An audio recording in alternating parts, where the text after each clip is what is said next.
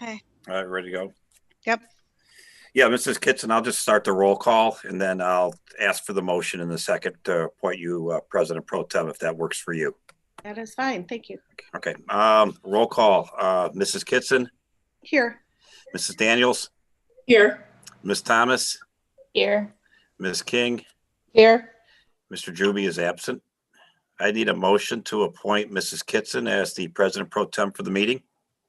I make a motion. Okay. Second. Ms. Thomas. Yes. Ms. King. Yes. Mrs. Daniels. Yes. Mrs. Kitson. Yes. Mrs. Kitson, it's your meeting. All right. Thank you, Mr. Slivka. I'd like to welcome everyone to our meeting. And if we could just have a moment of silence for everything that's been going on in this country.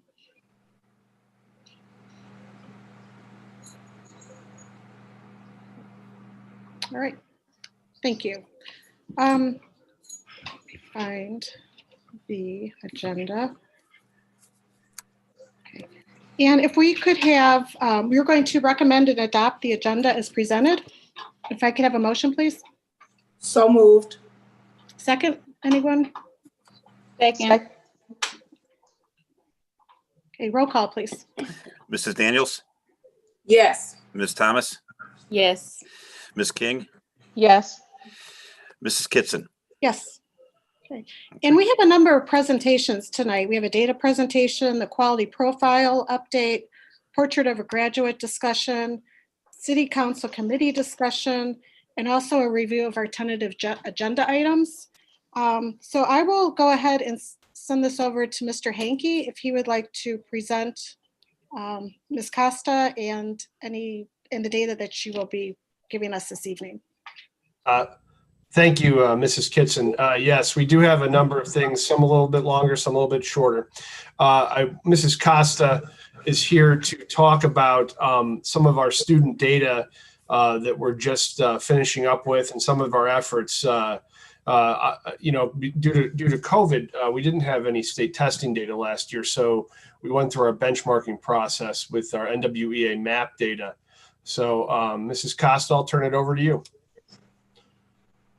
Hi, everybody. Good evening. I'm going to share my screen since I have a PowerPoint. See if I can find it.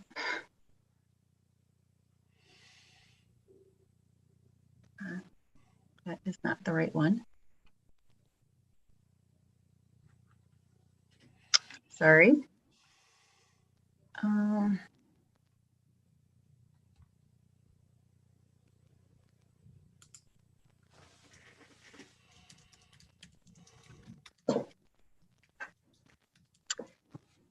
Okay.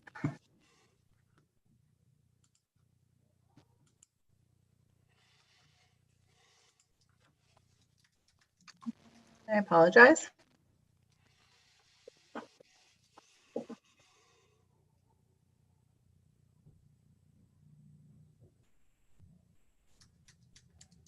Okay. Can everybody see the, well, it's loading now. Can everybody see the screen that says data in Garfield Heights? I hope. Okay, great. Like Mr. Hankey said, I'm Liz Costa. I'm the supervisor of teaching and learning. And I wanted to just give to you this evening about a few things that we've tested our students in this year.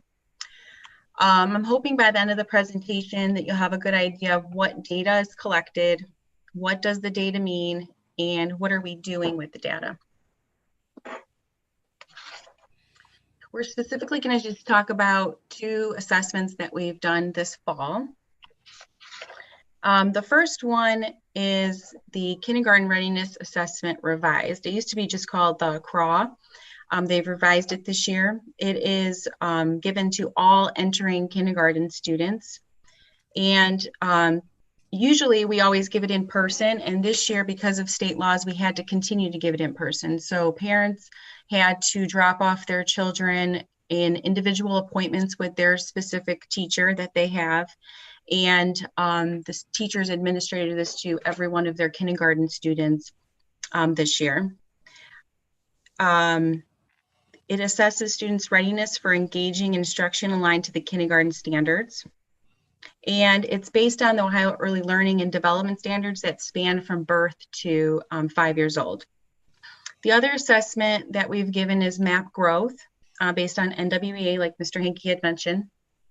We've administered it this fall remotely, which is great that MAP growth had that available. They've given it remotely across the country and even in different countries through the world. So it was pretty reliable because they've done this before. And we administered it reading and math in grades 1 to 8th. And we've given it in 9th and 10th grade, the algebra, geometry, and the 2 English classes. It was administered whole group and, like I said, remotely, and it's going to be assessed 3 times per year because it's a benchmark. Let's dig into each assessment just to have a better idea. The KRAR or the KRAR must be completed by November 1st. And I'd probably like to say that we've been able to administer that to all of our kindergartners except 4 parents that chose not to bring them in because of either COVID or the child was sick.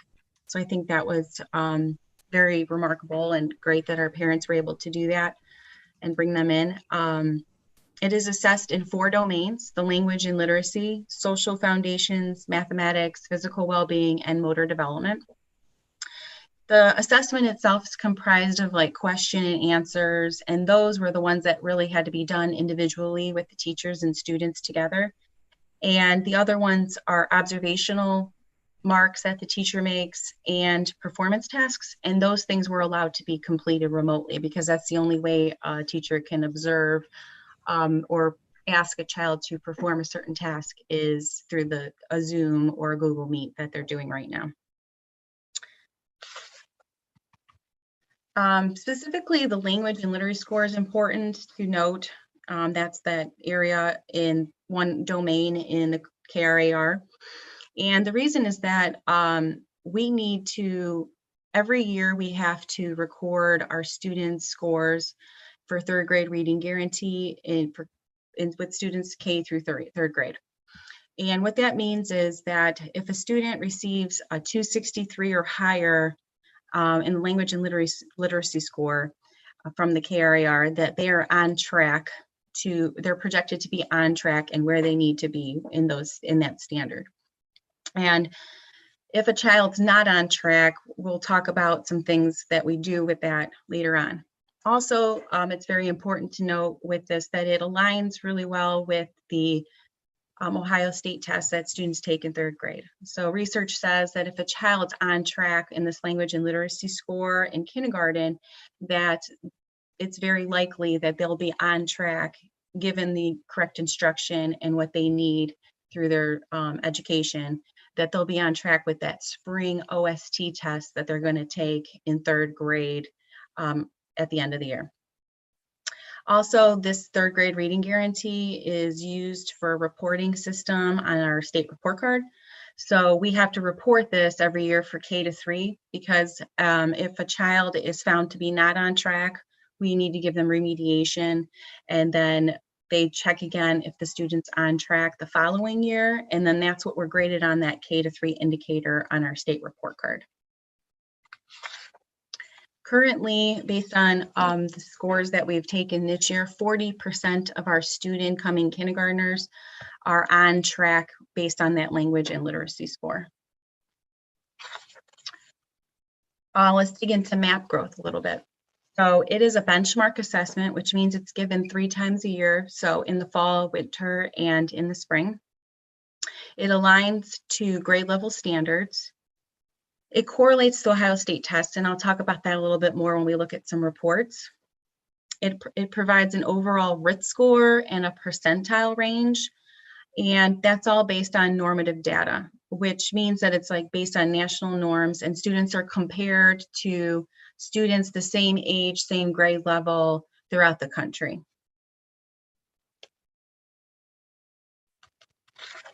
Here's our current math scores from this fall.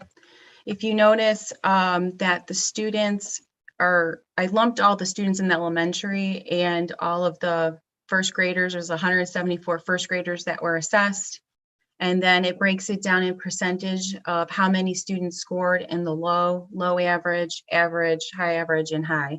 And I'll kind of speak to that more on other reports later. And I'm going to send this, I'll send this PowerPoint to all of you as well, so that you could kind of dig into this a little bit more after I've talked about it, because I know it's a lot to digest at like one sitting right now. And then this is our reading scores across 1st through 10th grade. We will assess kindergarten in the winter because we felt that because they were doing the KRAR and we're remote, we felt that we were not going to give the kindergarten assessment at this time, but typically we also give it to our kindergarten. So what are we doing with this data? Like I mentioned before, we need to report to the state for our students in K-3 through Readiness, how they've done on their KRAR and the MAP growth for grades 1 to 3, specifically in the area of reading. If this child is found to be not on track based on the language and literacy score and because of the RIT score and MAP, then we have to create a reading improvement and monitoring plan. That means that in concurrence with the parents, the teacher meets with them, explains to them about their scores, and then they develop a plan that specifically details what interventions the teacher is going to provide their child to get them back on track. It also indicates how much growth we'd like to see from the fall to the winter benchmark, as well as then we can also project how we'd want them to be by the spring, given the correct interventions needed. Also, we have developed in all the elementary schools an actual intervention and enrichment block in our schedule. And it also goes along with our Reset Wednesdays. So using the data, we want them to determine groupings and provide students with intervention as well as enrichment during those times. We also have data meetings. We've already conducted a few. We are wrapping up a few of them this week, all the way K through 10th grade. And with the help of Leah Travis from the Educational Service Center, she's a guru on MAP growth, and she's sitting with all of the teachers as well as myself, and we're going through the data and speaking to it, and reviewing how to use it and how for it to inform our instruction. So one thing that Leah and I have sat with the teachers and asked them to bring when we go over the MAP data is their class report. This is probably the biggest report for a teacher to look at and to inform their instruction and to really get an idea of their students. This is an example of an actual 3rd grade classroom in our district from this fall. I've removed the teacher's name as well as the students for confidentiality. And if you look at this, it's kind of, there's a lot here, so that's why I'm going to talk through it with you. If you look at the top, it says total students with valid growth test scores. It shows 17. That means 17 of the students were tested on this MAP assessment. And if you look below, it says norm, grade, level, mean, RIT. That is where we would want the students to be as considered like on track. And on track means we would want students to be between that 40th to 60th percentile. So if you look at that yellow average that's in the middle, that's where we'd want the students to fall, either from there or higher. I put the bell curve there if you're familiar with it, because naturally we want most students to fall in the middle of a bell curve. And obviously we want a lot more to be higher as well as we can. But naturally we'd want most of our students in that middle, because what it tells us, the MAP data, that if students are within that 41st through the 60th percentile, that they're on track and that they are ready to learn. They're ready to learn grade level standards. And so we obviously would want students to be in that area. This also gives percentiles in every specific area that MAP tests in math. So it's operations, algebraic thinking, measurement and data, number and operations, and then the geometry.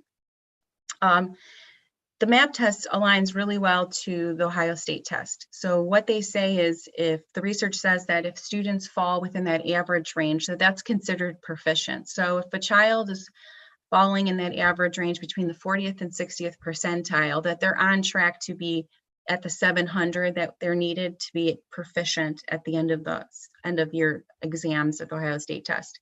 And so on, high average would be, advanced, and high would be accelerated. They're projected as well, as long as they receive correct instruction and interventions if necessary, that's probably where they're on track to be. So it's in also looking at this data, what MAP provides us is a learning continuum. And what that means is it unpacks like the standards. So this is a 3rd grade assessment, and we know if a child receives 40th to 60th percentile, if we look at the learning continuum, it'll tell us exactly what standards that child is now bringing to the table, and that they're ready to learn in 3rd grade in math. And so we discuss these types of things in our MAP data meetings. This is the other part of the class report. These are specifically the students in those 17 students and how they performed in the class. It provides you with the RIT score. So that's the overall RIT score that they need. Like I said, in math, 3rd graders in the fall, would need 188.5 to be at the 50th percentile. So just looking at a glance at this, we only have a few students that are there at the very bottom. So obviously there's some work that the teacher needs to do with the students. And so this is a great sheet to use to kind of determine how to group students, how to work with them. I put a couple arrows here to kind of walk you through the things we do with the teachers when we're looking at these reports. So if you look at the first arrow and take it across, that student only tested for 24 minutes. So sometimes that's something we point out to the teachers. Did that child take enough time on this assessment? Because they're given as much time as they necessarily need. And if you look at the very last student who scored in the 93rd percentile, that child took 91 minutes. So it's a drastic difference. So that's something we kind of point out to teachers is like, does that child not have enough stamina, which they need for the Ohio State test at the end of the year, that we need to build and work on with them. Something else to point out with that student is that in the B column, which is numbers and operations, we know that that's strictly computation. And so that child scored average. And that's a good sign that that child scored average in just basic facts. And that when you look at column A is all basic facts, but then it's surrounded by words. It's all of your word problems. So maybe that child is struggling as a struggling reader. So those are some of the things that we talk about with the teachers is, do you know how that child is with reading? Maybe you need to look at their MAP reading and see, is that something we need to work on with that specific child to get that score now back up? If you look at the other arrow at the bottom, I pointed out those two, the bottom third, the third from the bottom and the 4th from the bottom, because they have very interesting scores. If you look at column B, the first one, the 4th one up, it's average, and then they were high average in A. So this child was very capable of doing these problems with words. So they were able to read them, and these are highly more difficult problems because it's more of it's surrounded by words and word problems, and they were able to do the facts, the problems correctly, but they only received average in computation. So we said, well, maybe that's because they rushed. Did they not take their time? And then the opposite for this child right below it, they were in average, for B, but then they were low in A. And then look at this geometry score that was high. Is that what really pulled that child up to the 49th percentile? So we really kind of dig into the data, and we use these reports to kind of determine where are our kids at, where are their weaknesses, where are their strengths, and then they determine instructional groupings based on this. So that RIT score, that was that first column, it really just zooms in on the students missing skills with MAP. And the test is adaptive. So what that means is that they've taken this test last year if they were with us, and the test then picks it up from where they were last year and how they ended it. So so that's a good thing, because we'll be able to see longitudinal growth with that. So the map keeps all of the data that we have. So if we have a student that started in kindergarten and we have this test all the way through 10th grade, we'll be able to see their growth and their percentile, if they've increased, decreased throughout the years. It obviously connects to instructional resources because we can look at that learning continuum and see exactly what standards this child is lacking on based on their RIT score, or what they're really strong in based on their RIT score. We can group students for differentiated instruction, just like I explained to you. We kind of, and reading's very similar. I only pulled up map, but reading's very similar with different columns, and it has a low or highs and across there. And they mean different things, each column as well. It informs lesson planning based on what instructional areas the students would need or where they're ready to learn. And then it sets growth goals with students. So there's an achievement status report that teachers are given to basically plan a goal for their students. And obviously we want them to have a realistic goal. So if a child's in the 13th percentile, we wouldn't expect them to jump all the way to the 50th by the winter. And MAP does that for us. You plug in the numbers and they give you a projected growth on where they think a student should be if given interventions and given correct instruction, where they should be by winter, where they should be by spring. So it's really nice that it does that for the teachers.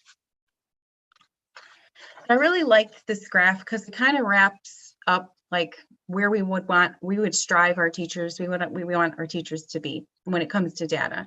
You know, we're at the stage here, we collected data, we've now gone through these meetings, we're analyzing it. We want them to continue analyzing it, not just at our data meetings, through their TBTs and with their grade levels. And then from there, they make instructional decisions with their teams within their classrooms based on their classroom reports. And then, you know, based on their instructional decisions, they plan together and, you know, try to give the students appropriate things based on their planning. And we always want teachers to reflect. I think this is probably one of the hardest things, that just recalling as myself as a teacher. Teachers don't always reflect on what they need, and it's not because they don't want to. I think it's because we're constantly moving. And I think this is something we have to remind teachers to do. Like, how did that lesson go? Did the students grasp what you were talking about? Do you need to do more with that? And in order to get them to reflect more, we constantly have to remind them then to collect more data, because then we are able to do that cycle and constantly look at what we're doing and take time and reflect. I really like this quote. Dr. John Hattie is a researcher in education, and he's written many books and about what affects students' learning. And I really like this one because it wraps up really what we're talking about here. We really want teachers to become learners, constantly learning and using that knowledge that they're learning to change their practice. And I think that's what data does for us if used effectively. And so that's what we're trying to develop with our teachers. And that's basically it. So I didn't know if anyone had any questions or comments or thoughts. I do have Go back to any slides if you need it. I do have a couple of questions, Ms. Costa. This is Ms. King. My first is with the REMPs. Do you revise the REMPs after the next round of testing and see how the child progressed, and either they stay on a REMP or it's revised or they come off the REMP? Yes, good question. Yes, so we, after each benchmark, the teachers then go back. Well, they're constantly progress monitoring. They're expected to progress monitor every 2 weeks if a child's not on track. Students are progress monitored to see if they're reaching that goal and if they're responding to the intervention that they're receiving. And when the winter benchmark happens, then they revise the RIMP. A child never comes off of a RIMP once they're placed on it.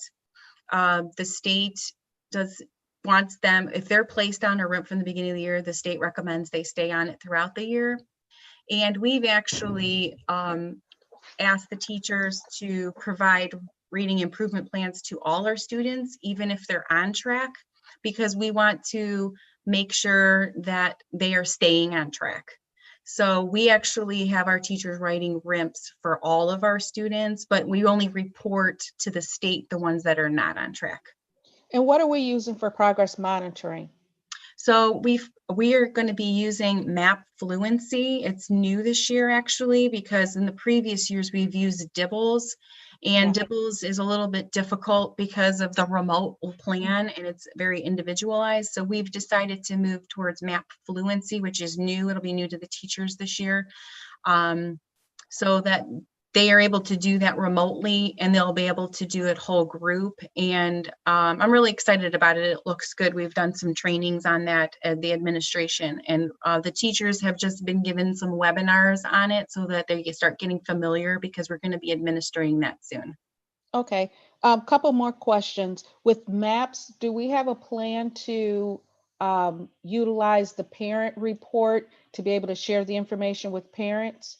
Yeah, there's Um, some, oh, sorry, go ahead. I thought you were No, done. I was just making sure that we're keeping the families in that loop so that they're aware of where their children may fall and what's being done Yeah. to help them progress. Yeah, MAP has reports for parents. They're graphs that basically say where their child is. And because if there were a child that took it last year, because they were here in the district, it'll actually show previous scores as well. And so the parents can actually see too where their child has progressed and if they're on the grade level standards. Okay, and my last question, with the 11th and 12th graders, what are we utilizing for benchmark testing for them? I can't speak to that other than formative assessments and classroom assessments. And I know that they take, their OGTs at the end of the year. Mm-hmm. I can't speak for that because as far as MAP goes, it only goes towards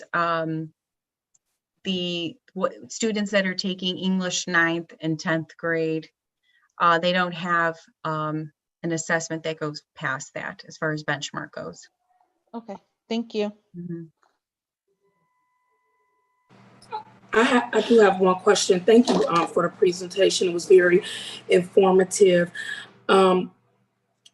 On the sample classroom that you showed, it was like 76% of the students came in low average. And I was wondering, is this normal, or are we seeing a trend where the children are returning to school with a deficiency due to being under remote learning since March? Like, is there actually a COVID slide? Are we seeing a trend with our students coming in with missed some major gaps?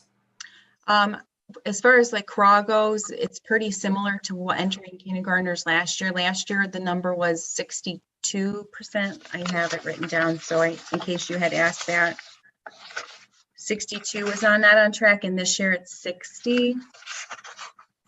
Yeah, 62% of our students have entering kindergarten last year were not on track, and this year it's 60, and that was previous to COVID. So I think that's all of our entering kindergarten students.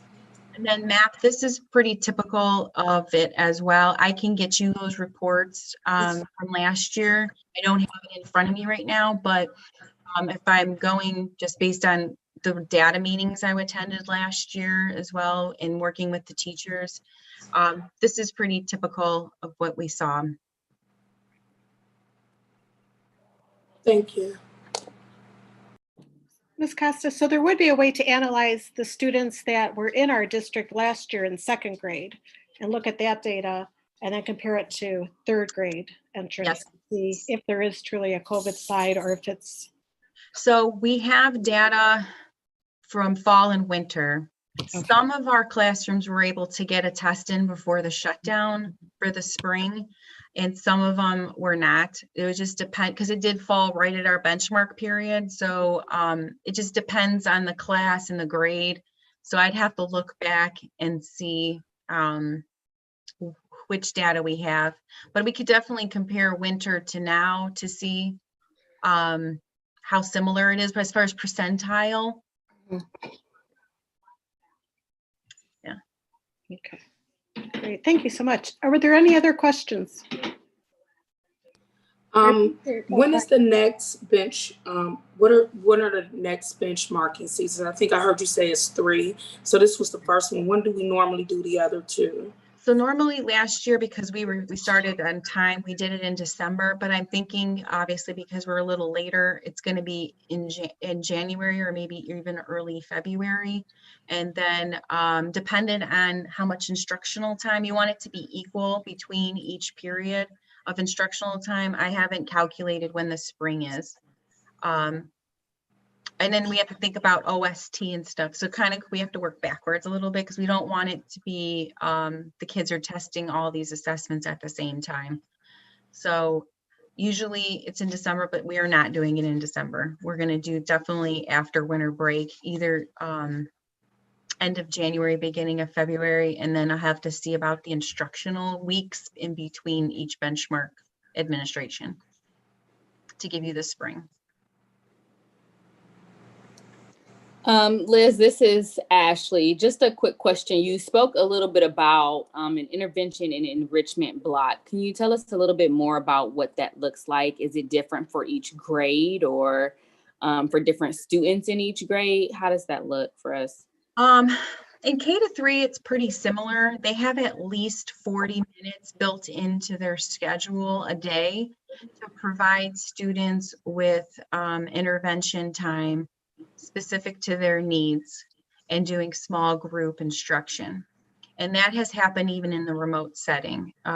We've encouraged them to do that. I know it's probably took a little bit of time to get used to with everything else, but it's built into their schedule.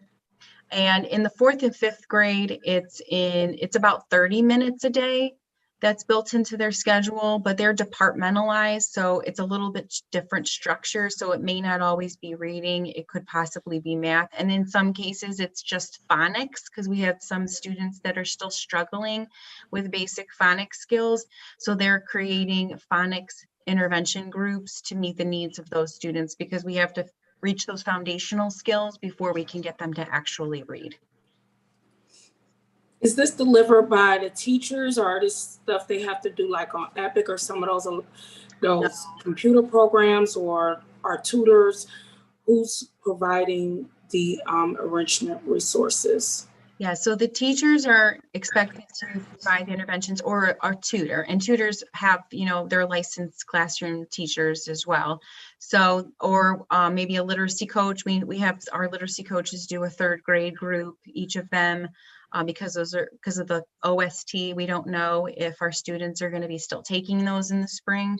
So we still want to meet the needs of those students because of the 3rd grade reading guarantee. And then, when the teachers have those small groups, and then even an intervention specialist as well. I don't want to forget about them because they do take small groups as well during that time.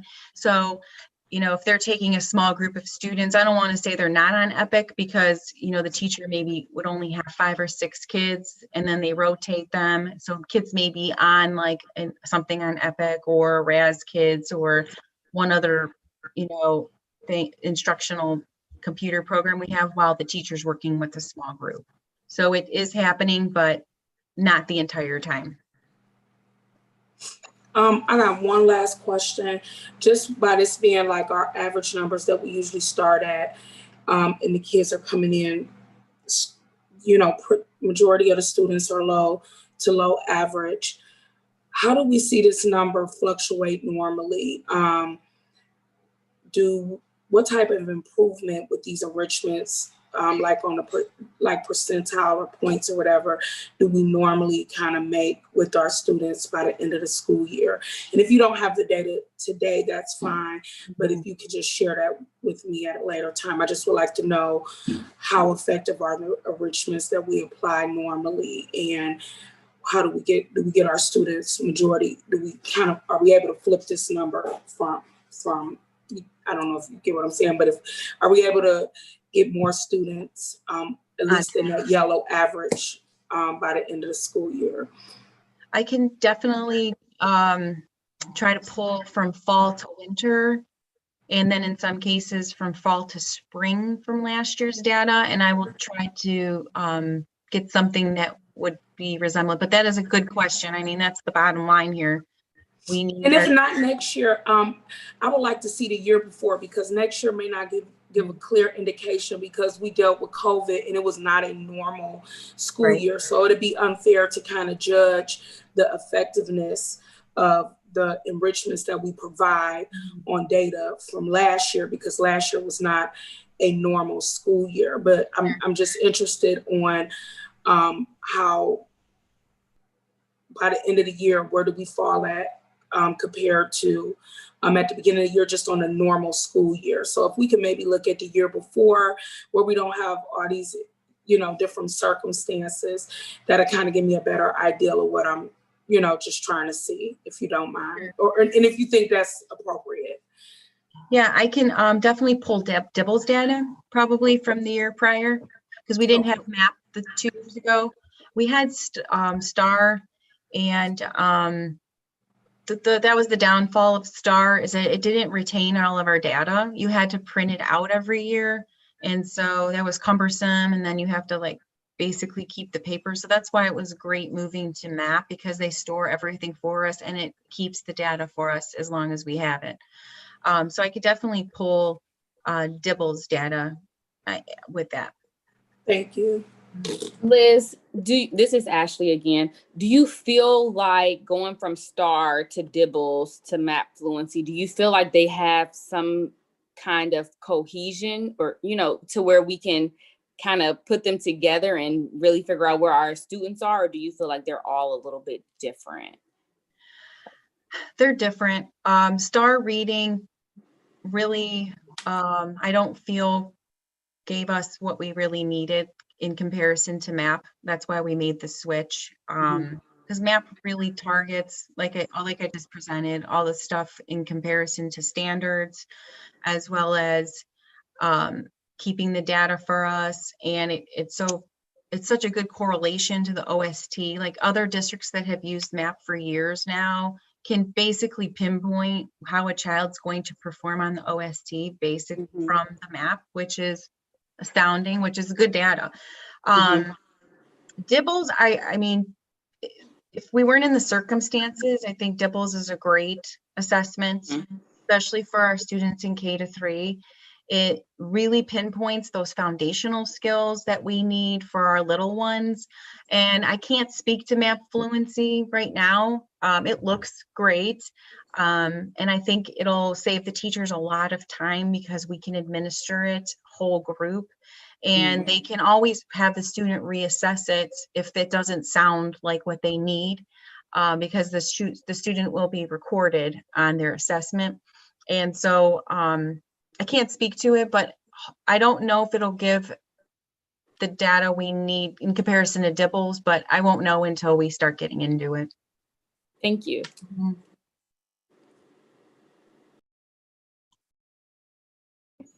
Are there any more questions? I appreciate all your information. Look forward to sharing the PowerPoint. Yes, thank you so much. And I'll definitely email that to everybody. Wonderful. All right. Thank you again. And next on our agenda is the quality profile, I believe. Yeah, thank you, Mrs. Kitson. I'd like to thank Mrs. Costa. I'm actually super excited. We're going to have our first full year of NWEA data. We weren't able to get that last year because of COVID, and NWEA made an adjustment for the district so we could do something remotely. I would prefer, just from a 500-foot view, to go forward with Dibbles, but we just can't. So we're gonna use the fluency, and we'll see where we stand, which is a good thing. I just wanted to briefly share a couple of things with the board. Let me share my screen here. So I did send this to the Board of Education, and we do have this. Can everybody see this okay? Is it my whole screen, or is it just the? It's not the whole screen. Okay, hold on a second. Page view. But I can see the whole page. Yeah. So we still see the settings and everything. Okay. That good? Yeah, I'm able to see it. Okay. This is good. Okay. So this is our quality profile. Hopefully it's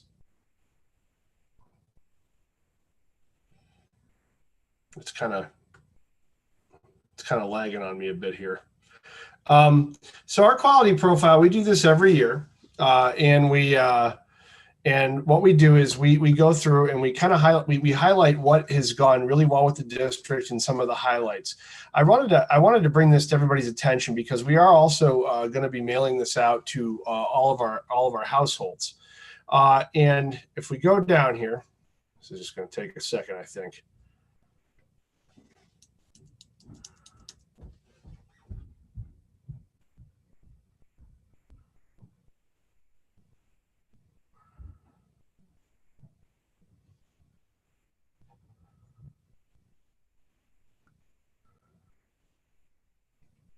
We do have some pictures, obviously.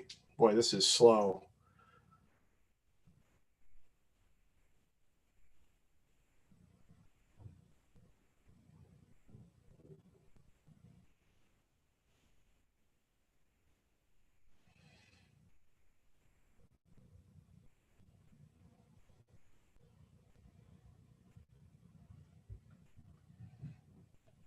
But we have an executive summary, and then we went through and we highlighted some various things within the school district that we believe are good things that are happening within the district. I am going to apologize. All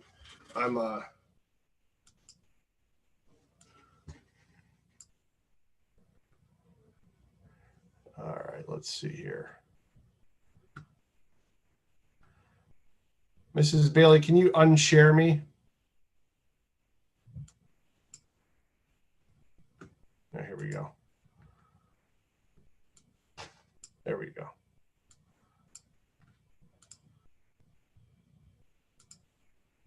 Let me see if I can do this again. Oh, I do apologize, folks.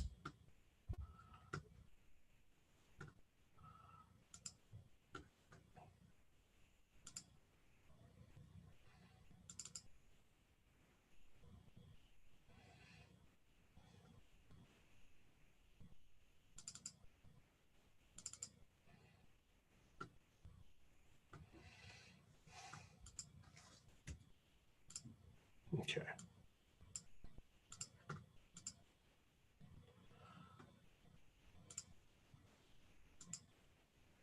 Okay. Is that what everybody's seeing? Just the quality profile right now? Please chime in, help me. See it. Profile. We can see.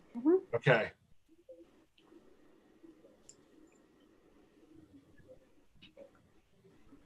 Looks like it scrolled through and we're at the last page. Oh boy. I do. See, now the superintendents have a technical difficulties. I'm so sorry. Oh, the presentation last time was so good, and now I have this going on. Okay. I'm going to try to go through this backward a little bit. And here's what I will say. It's on the website. I know I've shared this with the board. I'm super excited about this. I think it really goes through and highlights all the good things we're doing in the district. We are going to mail this out to every resident household. We think it's a good, quite frankly, a marketing thing for us too. I mean, this is something that markets what the good stuff that's been going on here, from student services to, I believe some of our equity things are in here, our community partnerships, and Mr. Saluka has got a section on fiscal stewardship, student activities, the arts, and obviously academics. We've been doing these for a few years. They basically go to the previous year, but we've also kind of had this one bleed in a little bit to the next year. We believe this is a great highlight for the district, and you know it's a very good thing in terms of being able to trumpet all the good news that we have going.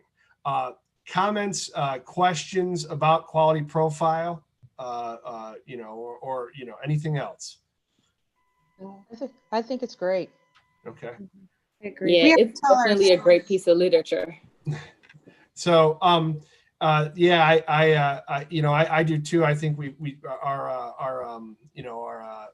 our team did a good job putting this together.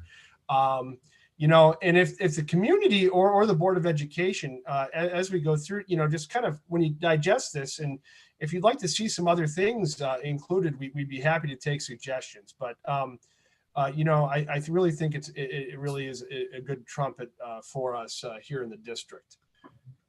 If there's nothing else there, let me go through, and this one should be very easy to share because it's one thing. So I hope. Maybe there's a lot of Zoom traffic tonight. Well, I appreciate your help there, Mrs. Kitson. Yeah, and I do have one question about this. Is this on our website now? Yes. If we need to move it to the top, we can do so. If it's kind of buried, that's a good thought.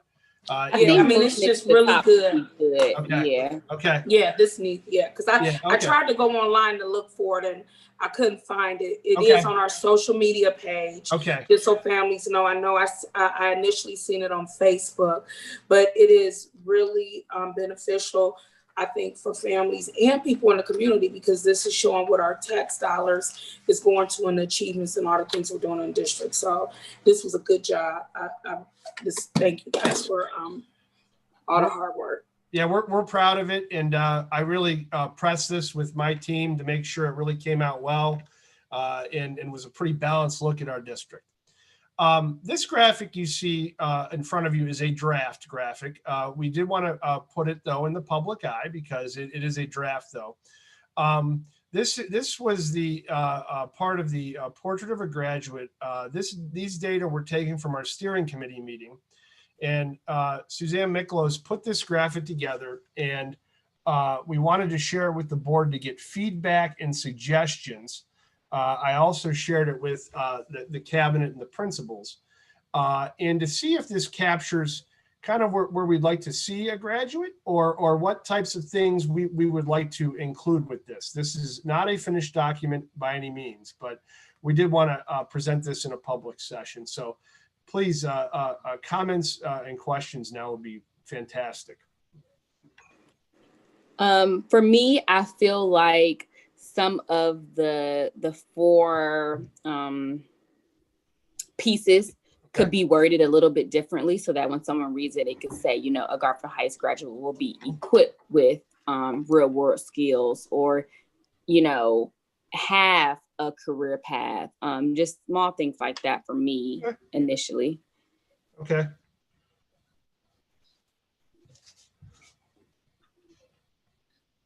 Anyone else?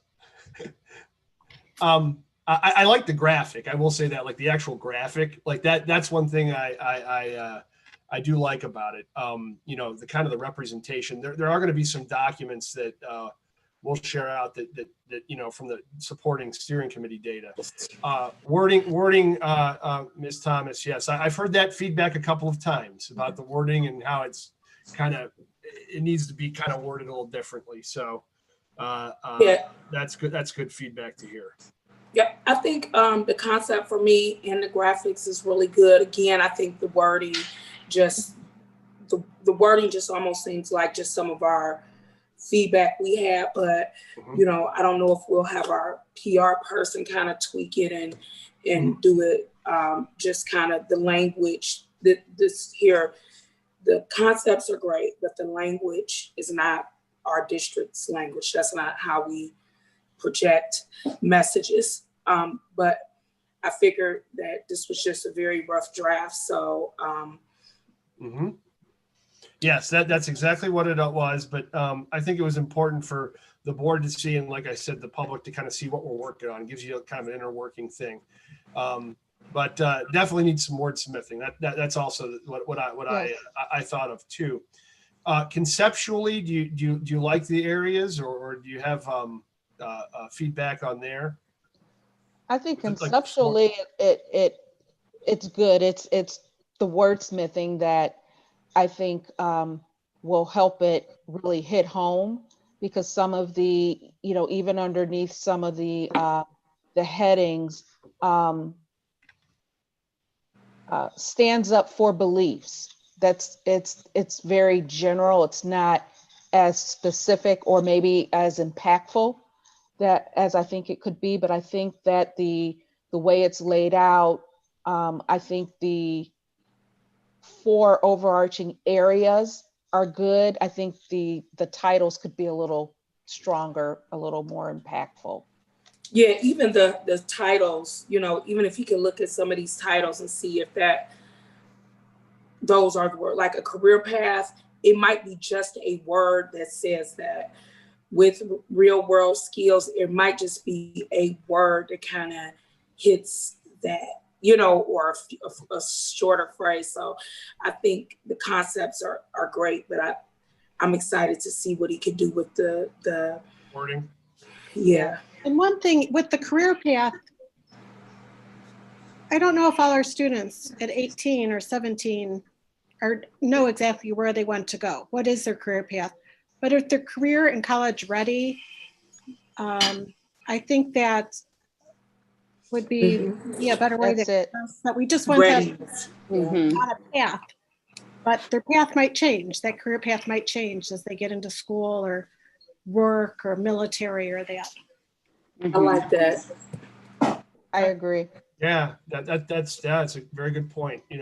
We don't, readiness is right, should be the thing we strive for. Mm. Ready, Mhm. that's right. Yeah. Yes. Okay. Chapter in their life, whatever that would be. Sure.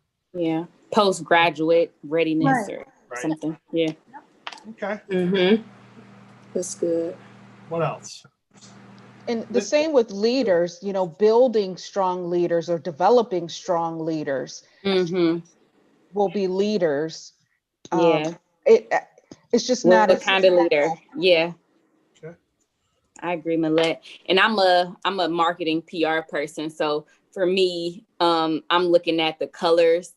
Okay. So like career path over in the right side should be yellow. Just like small details like that as well. Yep. so it should But I match. think it's Should a match. good piece that we will definitely be able to use for a very long time. So I just think that it should be like perfect.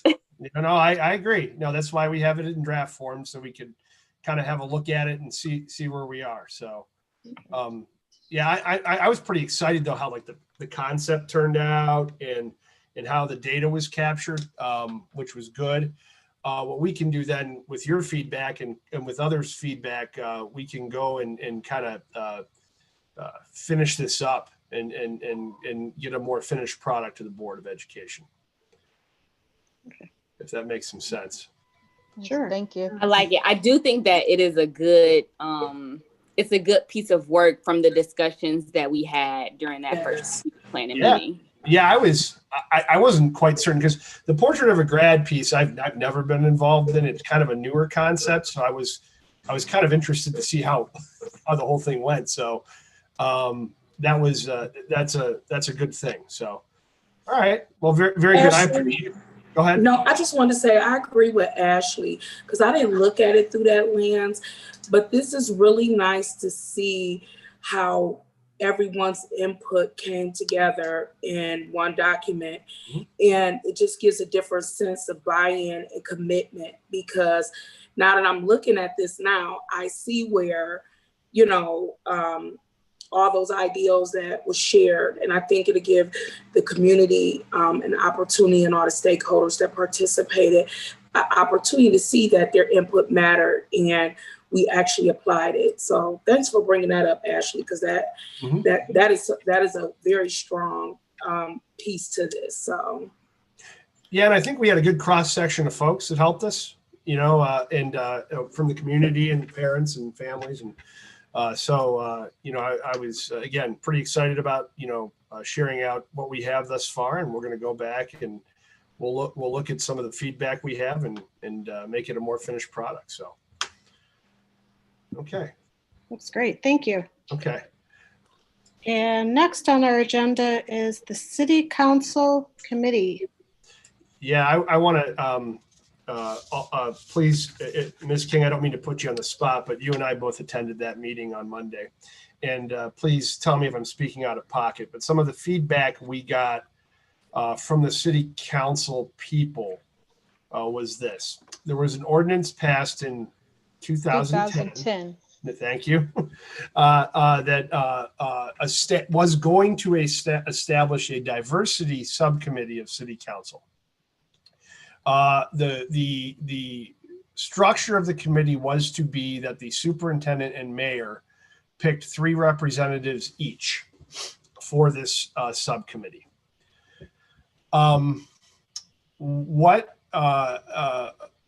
During the meeting on Monday, a lot of questions were asked about from the city council folks as to whether there should be a separation. And really the diversity committee ordinance should be amended to read that just the mayor appoints. And we work through the city liaison, which would be Ms. King. I apologize. I think I keep saying it. So, but Ms. King, did I get that correct?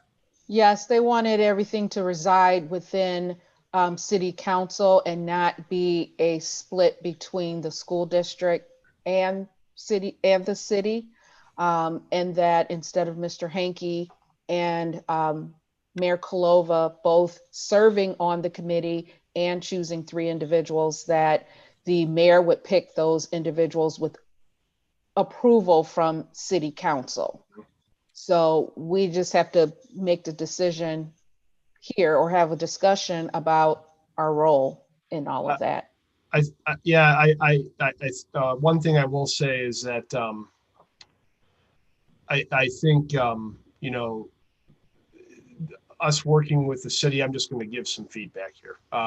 It's always good to have a working relationship, but as was pointed out at the meeting, we are doing some pretty in-depth equity work that's a bit different than what the city is doing, and we do have a mechanism with our city liaison to do that. What I did tell the committee last week was that I would bring this to the board. Obviously, we're not voting here, but just to get some feedback. My initial thought, quite frankly, is that we should keep a separation. But I'd like to hear from the board to see what they think. So I'm going to start with, this was from 2010. And to my knowledge, this has not been. They've never done anything active at all. So nothing. Okay.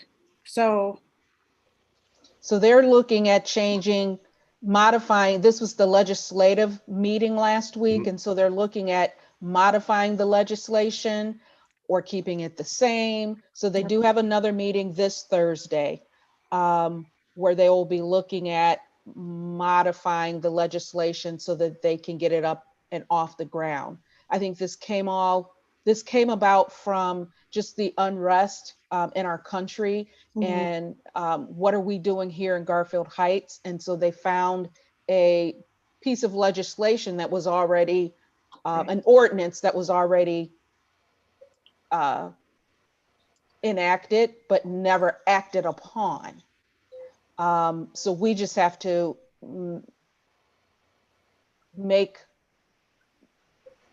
kind of put our input in as to what our role as the school board wants to be in this legislation and make those recommendations to them. I mean, I know as a district, we're doing the right thing. We're on the right path with equity. And it is different than the city. But in some ways I could see partnering at some point because we do have to have a united front. We all have to be on the same page, but I don't know if it needs to be in a committee or if we can just do our work and the city does their work and a couple times a year we meet and discuss what's happening. I wouldn't have a problem with Mr. Hankey's thought about removing the schools from that committee. That's not been active for the last 10 years anyways, so. Yeah, for me, I have a few differing thoughts. For me, like as a graduate in 2010, just thinking about, you know, this is when this thing or, you know, this piece was enacted and nothing has been done since then. I just wonder from a district point of view, what can we do for our students, or what can we provide? What kind of opportunities can we provide for our students to be involved? Honestly, as an entire district, I don't know if there's a place, you know, for us in this city thing, but is this an opportunity for us to, you know, have a student be able to sit on a committee and see how things work within our student government? I do believe in the separation, though. The charter, if you guys had an opportunity to read it, I think is charter number 136, maybe. 136. Yeah, so it is creating a community-based group that will deal with racial, in particular, racial issues that happen within the community. And I guess they'll be the community that would advise the city and the school district about issues and help assist with bridging some gaps and relationships with people in the community based upon race and inequities. And I think that we have a different pathway as far as that goes, and we're at a different place. So I'm not sure partnering with this, and I do feel like our community needs this. And so with that community task force, I actually trust those who govern over the community to handle that. Just like they trust us to handle the equity task force issues in our district. And at some point, you know, if that task force of our community members do seem to have some issues that they need to address or like to present to the school district, we have our own mechanisms to filter that. And if we do feel like we need more community involvement and even student involvement, you know, we can do some restructuring if the board feels that's necessary with the equity task force that we have in place. If we feel that there's some gaps or some modifications in community involvement with that, just school-based. I feel like our issues are very broad already on the school side as far as dealing with equity. And I think that the community can handle their issues with their own group, and wherever we can support and later collaborate, or if there's somewhere that the district can support, we can, but I don't think we necessarily need to be a stakeholder as the school district. And that's just my personal opinion to it, but it will be, you know, before you guys have a full opinion, it'd be important to probably read exactly what it is. And I think we're already doing some of those things on our school board level. And if there's anything we need to, any suggestions on improvement, I think we'll begin to see this through our strategic plan also. You know, we'll be doing some policy changes and adjustments to align up to our strategic plan. So I just don't want us to get inundated with city issues when we have school board issues. From the feedback that I'm hearing, and the way I left this with the committee, Ms. King, and you can chime in, is that I'm going to email President Burke, City Council President, tell him that we would like to have the ordinance amended so it's just the mayor picking the committee members. And we'd certainly be happy to work through the city liaison, which is Ms. King, if there is some cross-sectioning, if that makes some sense. I do have one question, Mr. Hanke. If it becomes further discussion relative to this and even come up to something where we may be divided in a vote, is this something that our attorneys would need to look at this legislation and really see what the school district's liability would be in collaborating with the city?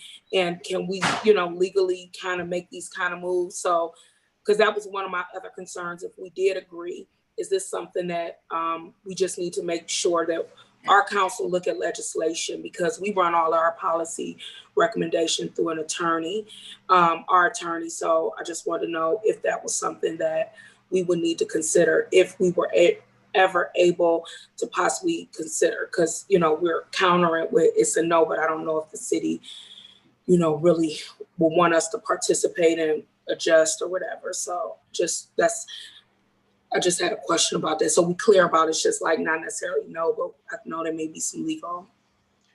Yeah, I think if we were to go the opposite direction and want to move forward with something, say in the future, we would want to contact our legal counsel to make sure we're on firm footing. I think at this point, just telling them that we believe in a separation, I think we're on firm footing. I'm not a lawyer, but I mean, we're not moving forward with anything. So. Mhm. So do we, and I honestly, I do not recall us voting as a board back in 2010 to be part of this. When we did, I would have to honestly go back because this is nothing that was ever followed through with from the city. Do we have to take a vote and get ourselves out of this? Do we have to agree as a board to remove ourselves, to allow you to remove ourselves from this committee? Well, That's if I could chime in real quick, and being here since 2005, the board never took a vote on this, and I'm not real sure, but I don't think another governmental agency can force an ordinance on a separate public agency to do something. Just like the board can't take action and commit the city to do something for the schools, I don't think the city council can take action and commit the board to do anything unless the board votes to do it. And it did seem as though they were, many of the council persons were completely for it being a separate, committee and not including the school district. So I don't think that will be a problem with them forcing us to be a part of this ordinance, but they actually put Mr. Hankey on the spot, and Mr. Hankey did the correct thing in saying that he needed to talk to his board. Right. Yeah, that's what I'm doing now. So I think that, I'll just email them back and tell them at this point, we'd prefer an amendment, to not be involved in the committee. And we, obviously, as you all have expressed, it's a very important thing for the city to tackle as their own entity. Mm-hmm. Any other discussion on that? All right, thank you, Mr. Hankey. And finally, on our agenda, we are going to do a review of our tentative agenda for next Monday's meeting. I know I had a question about the transportation center, which I'm excited that that's done. And I know Mr. Saluka had some information. I do. To present to us and discussion, so I'll send it over. All right, let me share my screen here.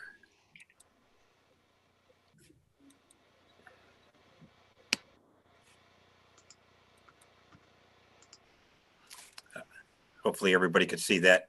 The first item, as we are starting to move into our transportation center, we've gone through the punch list items and there's just a few left, but we do have a proposed change orders from the project.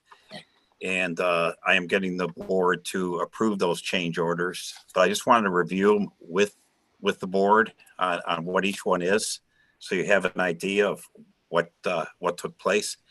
So let me just go through each one of them. The first one there is that while they were digging the trench to tap into our lighting and our gas tanks, we asked them to dig a trench over the driveway into our school because we tapped in all of our data into the high school.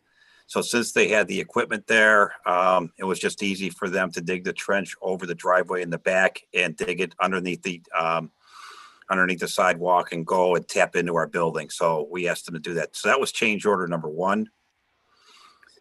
Change orders 2, 3, 4, and 5 had to do with bad soils. Even though we had soil testing done by PSI, we didn't know what we would find until we dug down each of the areas. And so being that buses will be driving over this for quite a period of time, the idea is that we had to get the compaction and the soils correct. So they took out a lot of dirt and had to put in new dirt that would be able to let us compact it. So we needed to, so a lot of areas around the pad and the garage in the parking lot needed to be undercut and refilled with good soil. So those were the additional costs with the parking lot for removing soils.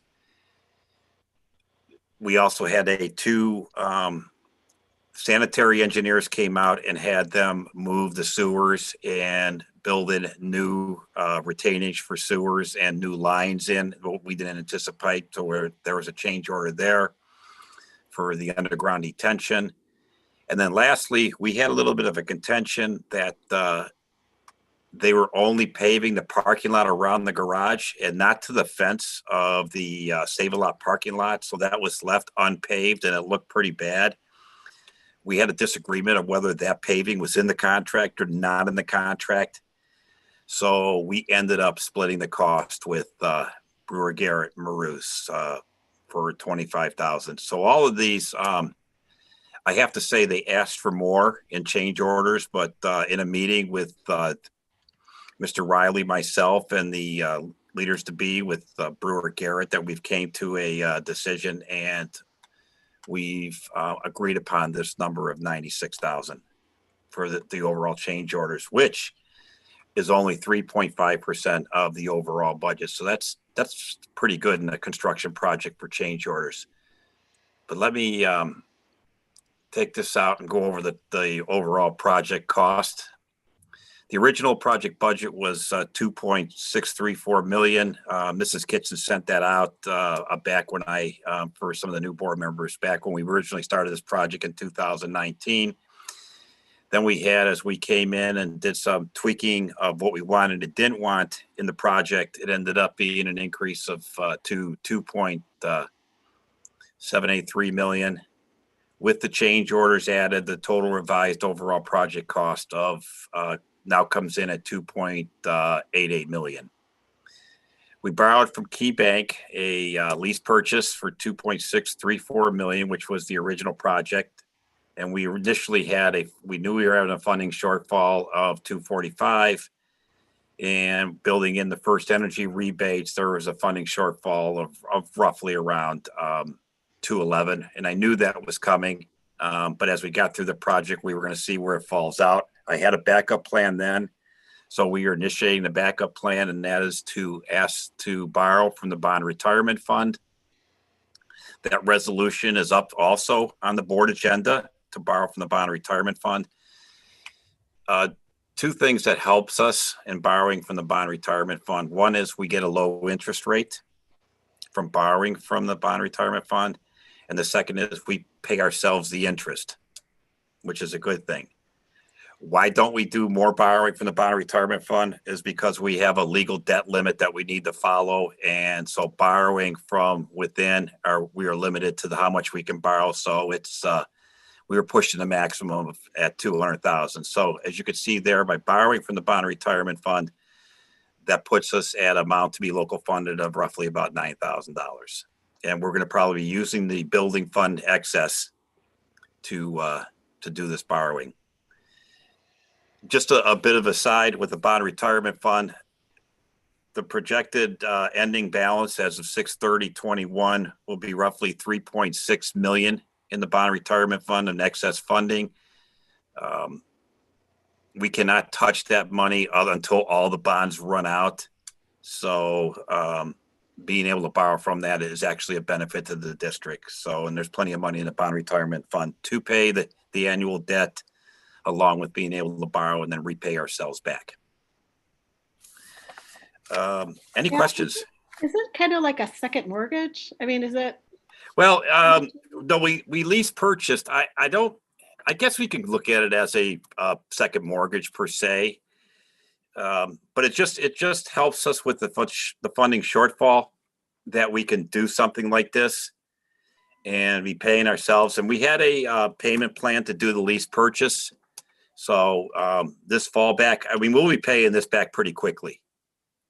I think there's 10 payments overall, and I'll be putting together an amortization schedule of how we're going to pay that back. But yes, it's a good stopgap. That's what I was going to ask, is how we where do we get the money to pay ourselves back? Here's where we're going to get it, Ms. King, is that we get, I planned on using, we get money from the cell towers each year, and that goes directly into the building fund. So we were hoping to use that as we move forward with an athletic complex, but it ended up that we needed it to help us out with the transportation center. And those annual payments roughly are about $80,000. So I plan on using that and not actually any operating money. So that'll help us to pay back the bond retirement fund. And currently we are using the permanent improvement fund and the 034 capital maintenance fund to pay back the lease purchase on the bus garage. So we're not using any operating funds to pay the lease purchase from Key Bank either. So, so then you have the resolution to borrow the money. There's two pieces of the resolution. Let me see if I can bring that up and I'll go over it. Just, I know it's a little confusing. Section 1 is if we do bonds here. Section 2 is we sell bonds to ourselves and at 2% annum. Section 3, what we can do and what we could do is we could first do a note and then roll that over in the bonds.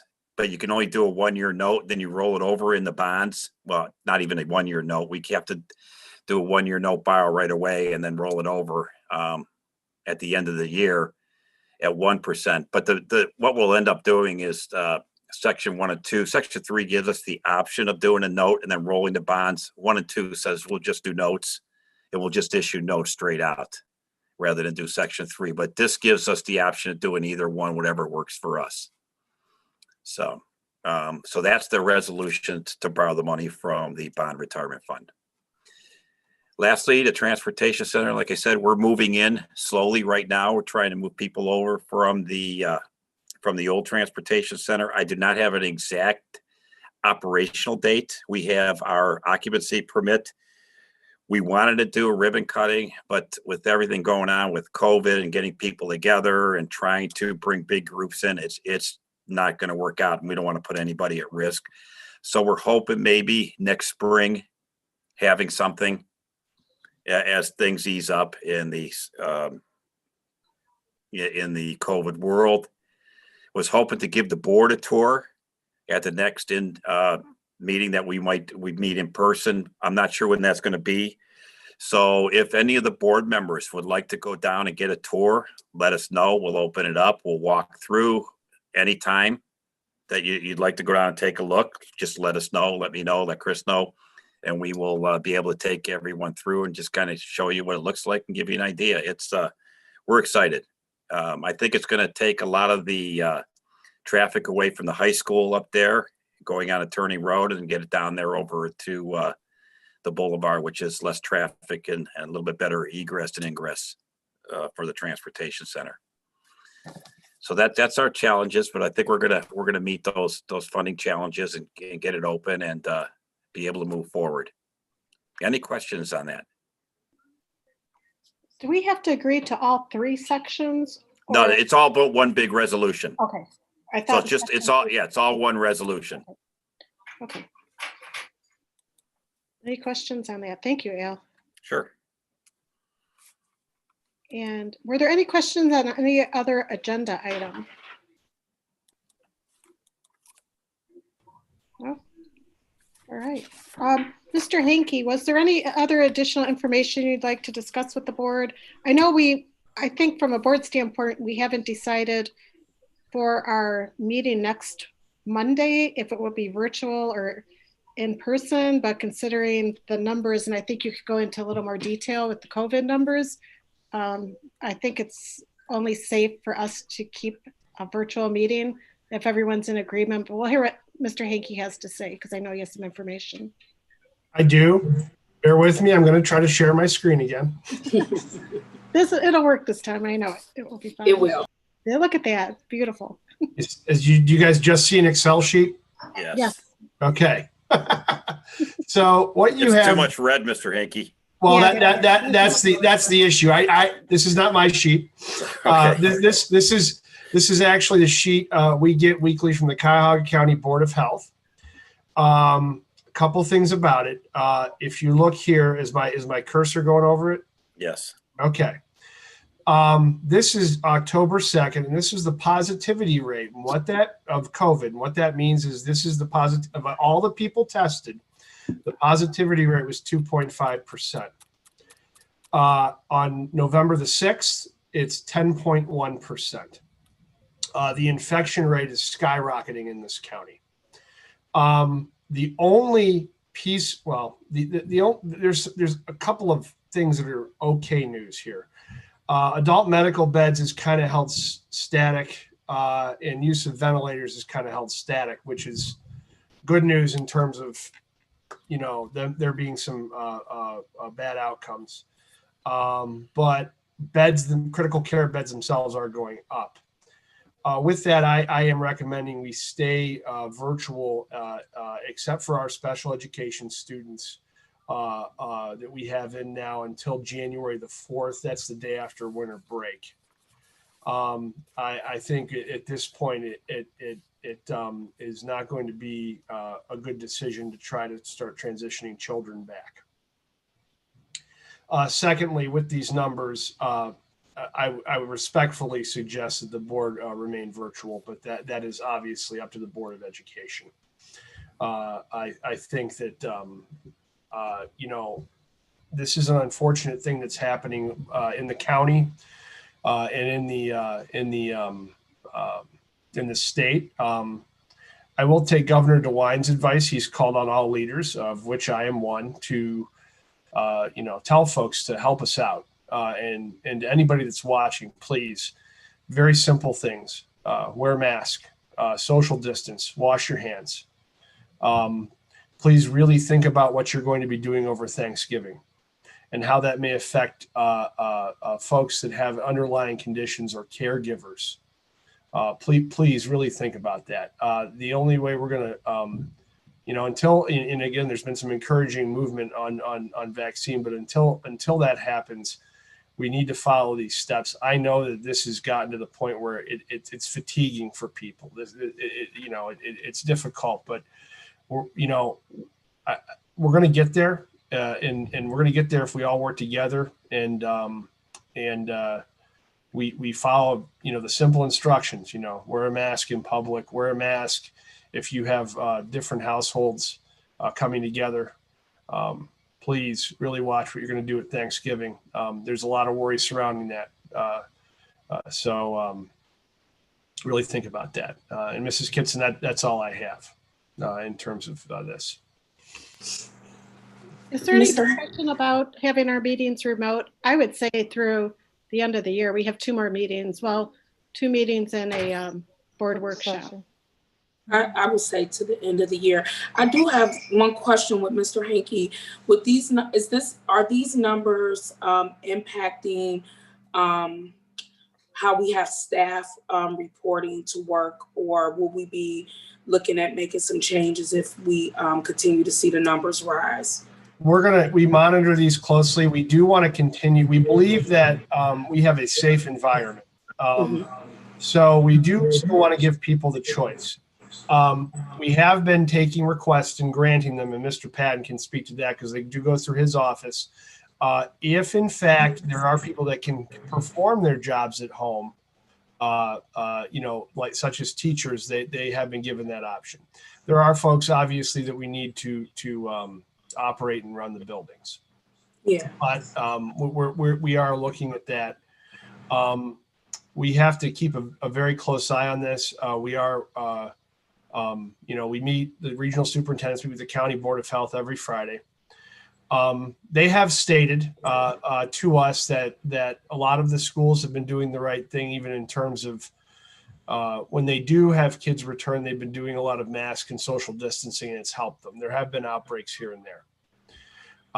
We are also going to keep a close eye on these numbers in terms of sports. As of right now, we are moving forward with sports, but we're going to be very, very conscious of these numbers as we move forward. The hope is that folks understand that we're at a critical juncture in terms of being able to turn the tide here. We, if we do what we need to do individually, that's where the rubber's meeting the road with these things. The County Board of Health has told us private gatherings are driving this very heavily. I think that's where some of the fatigue's setting in for people. That's just my opinion, is that, people are, this is tough. It's very difficult, but I think it's very necessary to make sure that, especially those vulnerable populations, the folks that have underlying conditions or might have an issue in terms of their age and things of that nature, we need to help them, because it may not affect any of us, but it could affect someone or love. So we need to make sure that we're being helpful to everybody. Thank you, Mr. Hankey. You're welcome. So the plan will be remote or virtual meetings till the end of December, and I will reassess come the new year.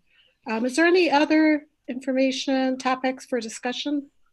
Ms. Kitson, I do have one for possible agenda, or I don't know if it goes on the agenda next time, but I just wanted to know when we're going to be able to finalize, or where we at with finalizing the evaluations for the superintendent and treasurer, and do we need to go into executive session and to finalize that and discuss yes, we do go into executive session for that. The plan was they were supposed to have been sent over to Mr. Hankey and Mr. Sluka. Have you received copies of them? Yeah, we do have them. We Okay. didn't. We have them to look at. I don't know if you have changes. We need signed copies. That's all. Right. That's our dilemma now is we don't have signed copies, which we could on our own go up and sign them at the board office. Okay. I think that would work. Okay. What I can do, I'm sorry, Mrs. Kitson, what I can do is have Mrs. Miller have the copies, if that's okay with you, Mr. Sluka, have the copies in my office for signature. That works for me. And we can have that available tomorrow for anyone, and whenever you'd like to stop by, please come by. Right, because so can we try and get that before the next meeting so we can kind of finalize that, because we kind of been sitting on that for a little while. So I think if today is, I don't even know what, today's Monday. No, Tuesday. Ninth. It's Monday. Today's Monday. I'm headed out of town tomorrow, but I can buzz up there and sign that.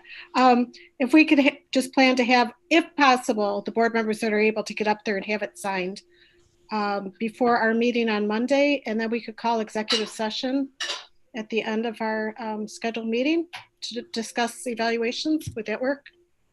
I can't imagine executive session, but this way we could put resolution to this. Yeah. Okay. So, Mr. Sluka, if you could add executive session. Absolutely. Meeting on Monday. All right. Thank you, Nichelle. And anything else? All right. So our next meeting will be virtual, and that'll be Monday, November 16th at 6 p.m. All right. So may I have a motion for adjournment of our meeting? So moved. Second. Okay. That was moved by Nichelle and seconded by Ms. Thomas. Ms. Thomas. Okay. Okay, roll call, please. Mrs. Daniels? Yes. Ms. Thomas? Yes. Ms. King? Yes. Mrs. Kitson? Yes.